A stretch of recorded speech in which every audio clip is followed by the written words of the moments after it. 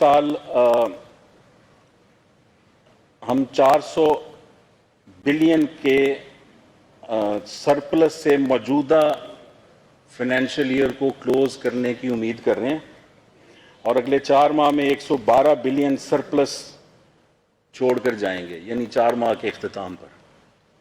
یہ موٹے موٹے کچھ میں پوائنٹس آپ کو بتا رہا ہوں، بعد میں ایس ایم تنویر صاحب اور سیکرٹری فائنانس مجاہد شیر دل صاحب آپ کو تفصیل دیں گے۔ اس کے علاوہ جو ایک اہم ترین بات ہے وہ یہ ہے کہ ہم گندم کے لیے روزانہ 25 کروڑ روپے سود ادا کر رہا تھا پنجاب، روزانہ کا بینکوں کو، ٹھیک ہے جی، اس 25 کروڑ، اور اس وجہ سے 600 ارب روپے کا قرضہ ہو چکا تھا، اور اگر اسے ہم ادا نہ کرتے تو اس سال کے آخر تک یہ قرضہ 1100 ارب روپے ہو جانا تھا سود کی وجہ سے بنیادی طور پر، اور 2025 کے آخر پر یہ رقم 2000 ارب روپے تک پہنچ جانی تھی، یعنی حکومت روزانہ 2025 میں 80 کروڑ روپے روزانہ سود ادا کر رہی ہوتی۔ چنانچہ نگران وزیر اعلیٰ پنجاب نے کابینہ کی منظوری سے یہ فیصلہ کیا ہے کہ اس صورتحال سے بچنے کے لیے ہم فوری طور پر 600 ارب روپے کا قرض اتارنے کا سلسلہ شروع کریں، اور یہ سلسلہ شروع کر دیا گیا ہے، اور اس کو 4 ماہ میں ہم یہ قرض اتار دیں گے۔ یہ پچھلی کسی حکومت نے، جو منتخب حکومتیں تھیں، انہوں نے یہ کام نہیں کیا، حالانکہ بار بار کابینہ کو تجویز کیا جاتا تھا، اور اس طرح جو پیسے ہم بچائیں گے وہ صوبے کی بہتری پر لگائے جائیں گے۔ اس کے علاوہ سرکاری ملازمین کی تنخواہوں میں 30% اضافے کا فیصلہ کیا گیا، اور جو پینشنرز ہیں ان کی پینشن میں 5% اضافے کا فیصلہ کیا گیا، اور جو 80 سال سے زائد عمر کے پینشنرز ہیں ان کو 20% ان کی پینشن جو ہے اس میں اضافہ کرنے کا فیصلہ کیا گیا۔ تو یہ کچھ کی پوائنٹس تھے جو میں نے آپ کو بتائے ہیں۔ اس کے بعد اب ایس ایم تنویر صاحب مزید آپ کو تفصیل بتاتے ہیں، ہمارے انرجی کے منسٹر ہیں ایس ایم تنویر صاحب۔ بسم اللہ الرحمن الرحیم۔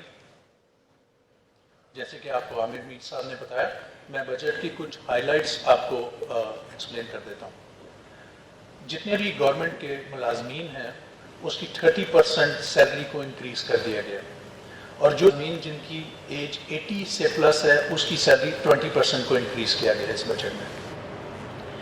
پنجاب میں انفارمیشن ٹیکنالوجی سے ریلیٹڈ جو بزنس ہے، جیسے آئی ٹی سے ریلیٹڈ بزنس ہے، انڈسٹریز ہے، ایجوکیشن ہے، ٹریننگ انسٹیٹیوٹس ہیں، ان سب پہ سیل ٹیکس ختم کر دیا گیا، اور اسی کی وجہ سے آپ دیکھیے گا کہ انشاءاللہ ہمارے ملک میں آئی ٹی کی ایکسپورٹ بڑھے گی اور بہت بڑا آئی ٹی بوم آئے گا، جو دوسرے کنٹریز میں ہو رہی ہیں، پاکستان بھی کافی ہے اس کے لیے، اس سسٹم کو چلانے کے لیے۔ تو کیا اس بجٹ میں ای فوس سسٹم کے لیے بھی آپ نے کچھ رکھا ہے؟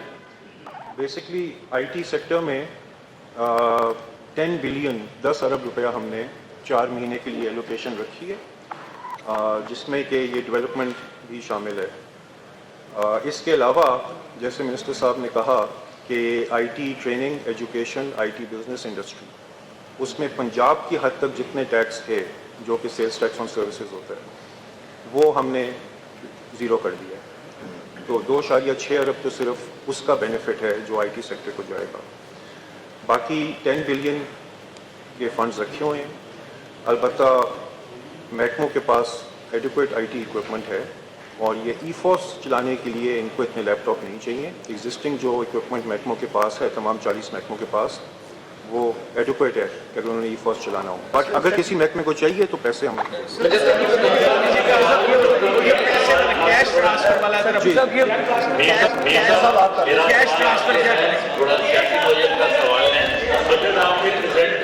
جو بھی فگرز آپ نے دیے، آپ نے کہا کہ آرٹیکل 126 کے تحت آپ نے یہ 4 بجٹ دیا، لیکن آئین یہی کہتا ہے کہ آپ کا جو مینڈیٹ تھا وہ 90 دن کا تھا، اور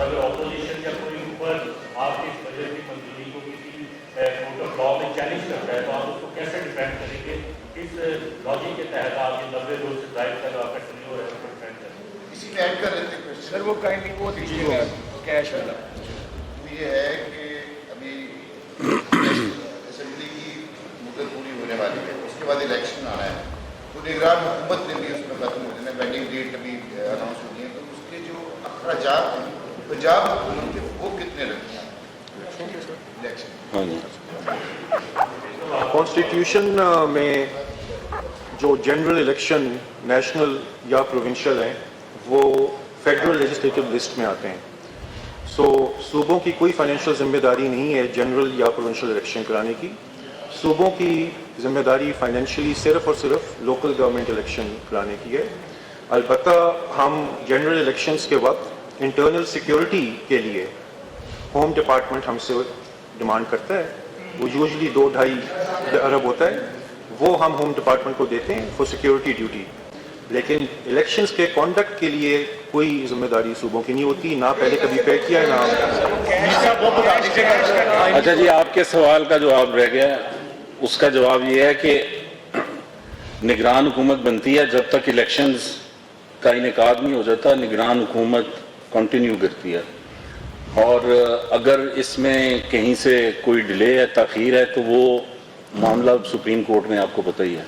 अच्छा ये बताइएगा कि हर जो चुनावों में जो लागत की जाती है, फेडरल गवर्नमेंट ने 17.5% इजाफा किया है, स्टेट गवर्नमेंट ने भी अपने एम्प्लॉयज को 17.5% पेंशन में इजाफा किया है। क्या पंजाब के रिटायर्ड मुलाजिमीन इतने अमीर और गरीब हैं कि आपने 5% इजाफा किया? तो क्या किसी सियासी मुकालमे में आप बढ़ाएंगे, फिर बाद में किसी सियासी लीडर के कहने पे 17.5% करेंगे? आप जो वफाक के मुलाजमीन हैं और जो सूबाई मुलाजमीन हैं, इनकी आप तनख्वाहें पे स्लिप निकाल के देख लें। सूबाई हुकूमत के मुलाजमीन की तनख्वाहें वफाक वालों से बेहतर हैं। इसीलिए आपको याद है कि कुछ साल पहले वफाक ने एक अलाउंस लाए थे, डिस्पैरिटी रिडक्शन, बिकॉज डिस्पैरिटी है सूबों, पंजाब में स्पेशली तनख्वाहें ज़्यादा हैं और आपकी पेंशन जो है वो आपकी तनख्वाह से ही डिटर्मिन की जाती है।